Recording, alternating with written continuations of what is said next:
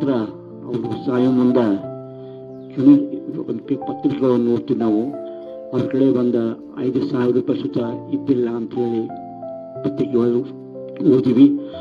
ಈಗಿನ ರಾಷ್ಟ್ರ ನಾಯಕರು, ರಾಜಕೀಯ ನಾಯಕರು ಈಗ ಹೇಗಿದ್ರು, ಡಾಕ್ಟರ್ B.R. ಅಂಬೇಡ್ಕರ್ ಅವರು ಹೇಗಿದ್ರು ವಿಚಾರ ಮಾಡ್ರಿ. ಅಷ್ಟು ಒಂದು ಸ್ವಾರ್ಥರಹಿತ ಸಮಾನರು ಅನ್ನೋದಷ್ಟೇ ಅಲ್ಲ, ಅದನ್ನ ಕಾರ್ಯಗತಕ್ಕೆ ತೆಗೆದುಕೊಂಡು ಬರಬೇಕಂತ ಎಚ್ಚರಿಕೆ ಕೊಟ್ಟಂತ ಮಾನ್ಯ ಗುರುಗಳಿಗೆ ವಂದಿಸುತ್ತಾ ಶ್ರೀ ವೆಂಕಟೇಶ್ ಮೇರ್ವಾಡೆ ಅವರಿಂದ ಒಂದೆರಡು ನುಡಿ.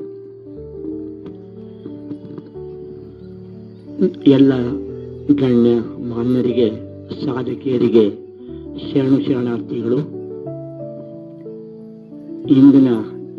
ಇವತ್ತ ಮಹಾಮಾನವತಾವಾದಿ ಡಾಕ್ಟರ್ B.R. ಅಂಬೇಡ್ಕರ್ ಅವರ 136ನೇ ಜಯಂತಿ.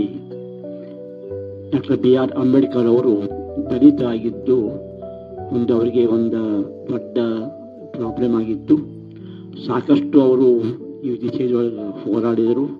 ಸಂವಿಧಾನ ಶಿಲ್ಪಿ, ಪ್ರತಿಯೊಂದಕ್ಕೂ ಸಮಾನತೆ ಬೇಕಂತೇಳಿ ಹೋರಾಟ ಮಾಡಿದ ವ್ಯಕ್ತಿ. ಒಂದು ಮಾತ್ರ ಅವರು ಸಾಯೋ ಮುಂದೆ ಒಂದು ಪತ್ರಿಕೆಗಳನ್ನು ನೋಡ್ತೀವಿ ನಾವು. ಅವ್ರ ಕಡೆ ಒಂದು 5,000 ರೂಪಾಯಿ ಸುತ್ತ ಇದ್ದಿಲ್ಲ ಅಂಥೇಳಿ ಪತ್ರಿಕೆಗಳು ಓದಿವಿ. ಈಗಿನ ರಾಷ್ಟ್ರ ನಾಯಕರು, ರಾಜಕೀಯ ನಾಯಕರು ಈಗ ಹೇಗಿದ್ರು, ಡಾಕ್ಟರ್ B.R. ಅಂಬೇಡ್ಕರ್ ಅವರು ಹೇಗಿದ್ರು ವಿಚಾರ ಮಾಡ್ರಿ.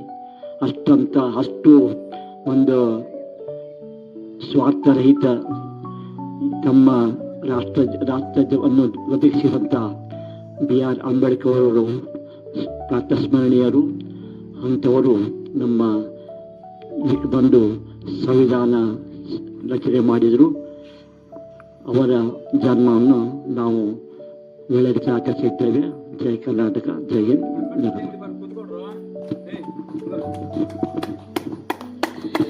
ಸಮಾನತೆಗೆ ಹೋರಾಡಿದ ವ್ಯಕ್ತಿ ಡಾಕ್ಟರ್ B.R. ಅಂಬೇಡ್ಕರ್ ಎಂದು ತಿಳಿಸಿದಂತ ವೆಂಕಟೇಶ್ ಮೇರ್ವಾಡೆ ಇವರಿಗೆ ವಂದಿಸುತ್ತಾ ಈಗ ಕಕ್ಷೆಗೆ ಹೊಸದಾಗಿ ಬಂದಂತ ಅತಿಥಿಗಳಾದ ಜಗದೀಶ್ ದೊಡ್ಮನಿ ಇವರಿಗೆ ಅವಕಾಶ.